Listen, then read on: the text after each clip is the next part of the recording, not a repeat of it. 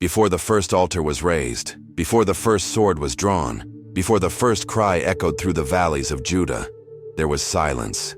And in that silence, a story began to unfold. A story most people are too afraid to tell. But you're here, which means you're ready to hear what few dare to speak.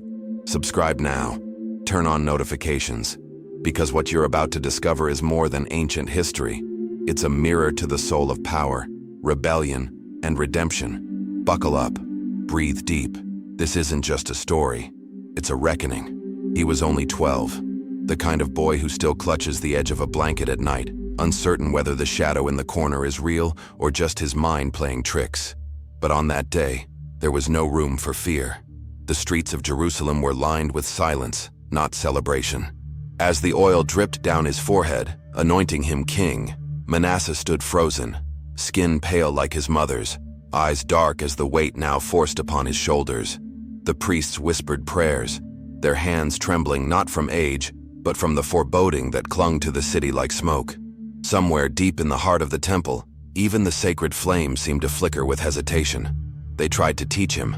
Every morning the scrolls of the Torah were read aloud in the royal chambers, recounting his father's victories, the miracles, the angel that struck down an army for the sake of the righteous.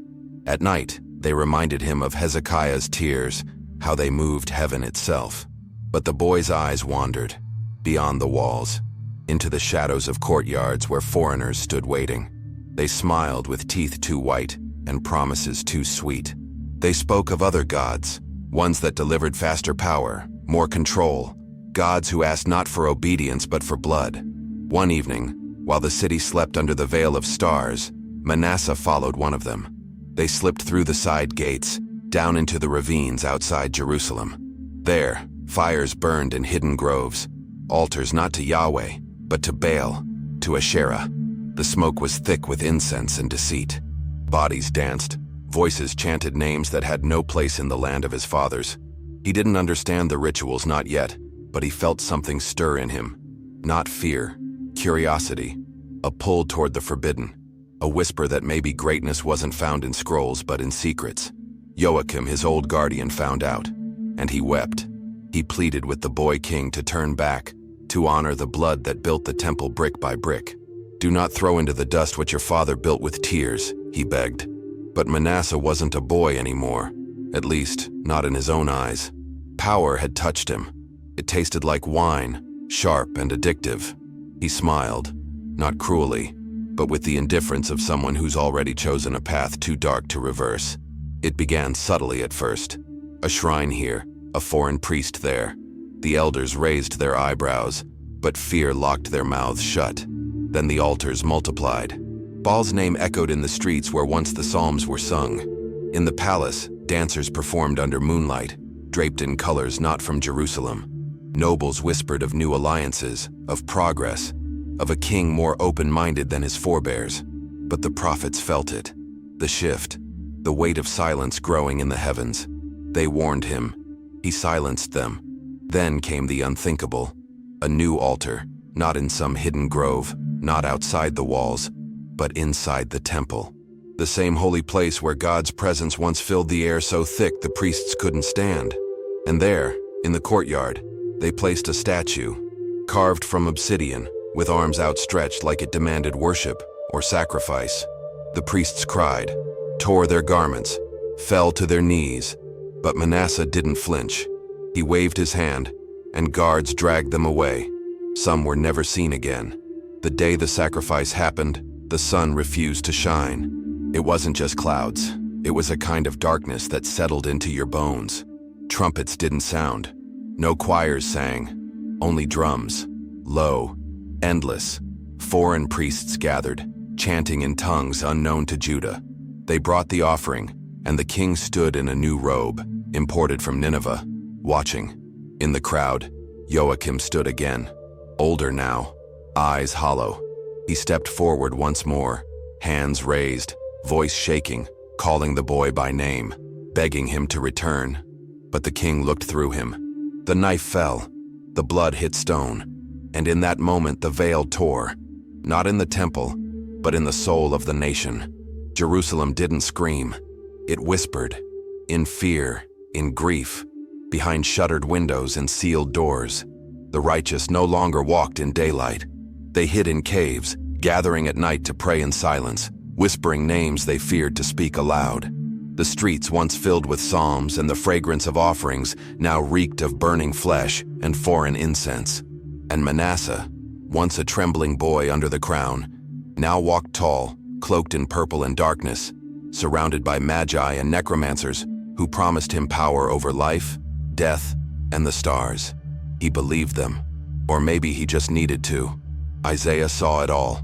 The old prophet, hair white as ash, eyes weary but burning still, wandered the alleys of a city he no longer recognized. He remembered visions of thrones and seraphim, the trembling of the temple when God once spoke. But now, every corner bore idols, every gate carried curses. Still, Isaiah stood on the highest hill and cried out one last time, "Jerusalem, return to the God of your fathers." But the people averted their eyes. The soldiers did not. They dragged him down those sacred steps, scrolls torn from his hands, and his voice, his final warning, was swallowed by the drums of war. Manasseh turned to the dead for counsel. Sorcerers filled his courts, their chants twisting through the night like smoke. Rituals were conducted in secret chambers, under moonlight soaked in blood. The royal gardens became shrines to foreign stars. No longer did the king seek Torah, but tablets of iron, inscribed with forbidden knowledge. He wanted control. Destiny itself bent beneath his throne. But the heavens did not remain still. Crops failed. The air thickened. Children grew sick, and the land began to ache. The people whispered what none dared say aloud. God had left them. And then came the veil. Hinnom, once a valley of greenery, now a furnace of horror. Manasseh ordered the statue of Moloch to be raised, bronze and monstrous, its arms stretched over ever-burning flames. People were summoned, nobles and priests alike. Resistance meant death. One by one, children were brought forth, infants, toddlers. Mothers cried out, clawing the dirt, their screams smothered by drums that refused to stop. The people watched, not with awe, but with broken eyes. And the king? He sat and watched the fire rise, expressionless, detached, as if the price of power had burned away his soul. Then, when it seemed Jerusalem could sink no lower, an unknown figure appeared. No title, no bloodline, no army, just fire in his eyes and thunder in his voice. The people called him a madman, but his words split the silence like lightning. "This is the Lord's temple. Manasseh, your days are numbered." He shouted it not in secret, but from the defiled altar itself, as the priests of Baal froze, and the crowd gasped. And for a moment, just a breath, time held still. But Manasseh responded with mockery, then fury. The prophet was seized, executed in front of the altar. Another voice silenced, another cry swallowed by the smoke. And yet, the silence shifted. Not the silence of a dead god, but the silence of a storm gathering just beyond the hills. Something stirred, not in palaces or temples, but in caves, in ashes, in prayer rooms, no bigger than a cell. The faithful, those who still remembered the God of Abraham, whispered once more. The words came trembling at first, but they rose. He still sees, he still hears.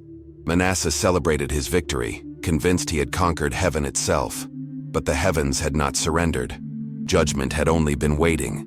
He desecrated the Holy of Holies, the inner sanctuary, where once only the high priest dared enter, now defiled by a statue of Astarte, goddess of lust, war, and stars, carried under veil and silence, placed in the center where the ark once rested. No lightning struck, no earthquake came, but something in the air changed. A pressure, heavy, invisible. Jerusalem held its breath. Then came the decay. Water dried, fields withered. Disease crept like a shadow through every district. Even the magicians could no longer smile. They had summoned gods, but they could not hold back judgment. Behind the throne, whispers grew. Generals, princes, even priests who once swore loyalty to the king now spoke in secret. They had watched Judah rot from within. They had bowed from fear, but now feared something far greater. Divine wrath. The signs were everywhere. Plague, hunger, omens in the stars. And soon they knew. Manasseh had not secured Judah, he had cursed it, and a cursed king could not be allowed to reign. And so it came, not from a foreign army, not from fire from heaven, but from within. His own men, his trusted guards, they betrayed him, bound him in chains, dragged him from his throne, not with honor, not with dignity, but like a criminal. The once godlike king was thrown into the dirt, and the people watched. This time, no one wept, no one cheered, only silence, a different silence, a silence filled with the weight of justice finally arriving. And so, from a crown soaked in innocence to a kingdom drowned in silence, we've walked through the rise, rebellion, and the cost of forgetting the God who sees all. If this story stirred something in you, don't let it fade. Subscribe to the channel and follow Jesus with the fire of those who still dare to believe, even in darkness. I'm Oliver, and I tell these stories because I've seen what happens when truth is buried and what's possible when it's brought back to light. Stay close, stay strong. Until next time, grace and peace to your soul.